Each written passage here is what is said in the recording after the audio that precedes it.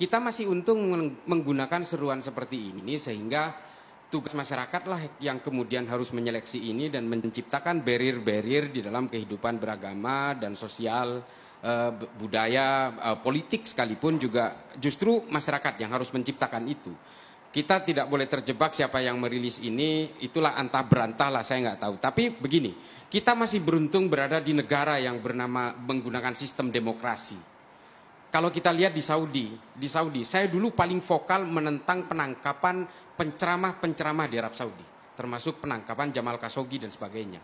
Ada penangkapan-penangkapan yang selalu saya bersuara di dalam forum-forum internasional meskipun lewat Zoom meeting, penangkapan Salman Audah, Aisyah Al-Muhajir, Yusuf Al-Ahmad, Saleh Al-Talib, dan kurang lebih 31 lainnya ditangkap oleh mereka, dipenjara, kemudian diintimidasi di sana. Saya kemudian berpikir setelah itu, mengapa sih mereka ditangkap? Toh fahamnya sama semua. Fahamnya Wahabi Salafi semua.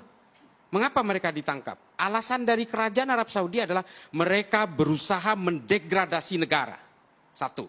Yang kedua adalah mereka berusaha membangkitkan social distrust di tengah masyarakat. Bahkan salah satu penceramah itu, Yusuf Al-Ahmad ini didakwa melakukan agitasi-agitasi antara orang-orang Syiah yang berada di Saudi bagian timur dengan orang-orang Hijaz yang berada di bagian barat yang Sunni berusaha diagitasi. Salman Audah demikian juga, persoalan politik. Dia mendukung Qatar misalnya, didakwa seperti itu hanya lewat Twitter. Mereka ditangkap. Inilah hebatnya demokrasi ini. Hebatnya Pancasila seperti ini. Saya setuju dengan Pak Ismail Yusanto tadi. Ini memang pertimbangan politik. Kalau pertimbangan agama nggak ada masalah. Kita ini semuanya bukan penganut agama sebenarnya. Kita ini adalah penganut tafsir-tafsir agama. Kalau ditanya Pak Ismail ini Islam, saya juga Islam. Bedanya beliau pengusung khilafah, saya bukan. Ini kan tafsir. Artinya kalau pada sisi tafsir, tidak ada yang salah di kita. Ini pasti berurusan dengan politik.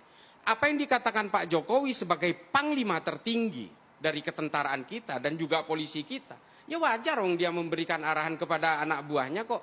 Kenapa baru sekarang? Karena ini menjelang pemilu 2024 dan kita sudah perkirakan, saya sendiri ini yang hanya pengamat kacangan lah ya. Saya mengatakan bahwa nanti 2024 politisasi agama ini akan mencapai magnitudenya di sini. Artinya ada unsur politik di sana? Saya bilang ini persoalan radikalisme yang termasuk lansiran itu, termasuk yang dikatakan Pak Jokowi ini sangat politik. Memang karena begini loh, kita sangat peduli terhadap Pancasila.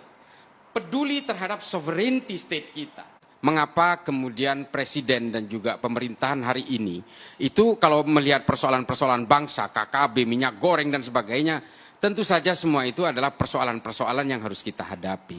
Tapi satu hal mungkin kita semua tahu, insya Allah Kiai Anwar juga tahu, Pak Ismail tahu, Bang Kapitra tahu, bahwa politisasi agama ini menjadi penyakit bukan hanya hari ini. Ini sudah berlangsung 1400 tahun di semua agama.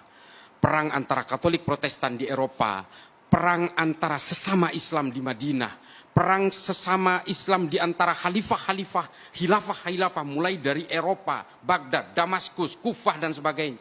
Ini semua kita tidak boleh menutup mata terhadap itu bahwa ketika politik itu menunggangi agama maka semua kejahatannya akan terlihat terhormat.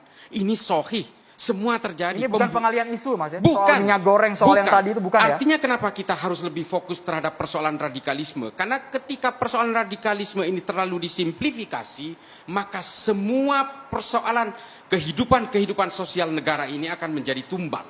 Semua. Dan kita tahu, saya yakin Pak Presiden juga memberikan arahan kepada TNI Polri. Karena apa? Hampir semua perilaku radikal ini melakukan infiltrasi terhadap kepolisian dan tentara di seluruh dunia.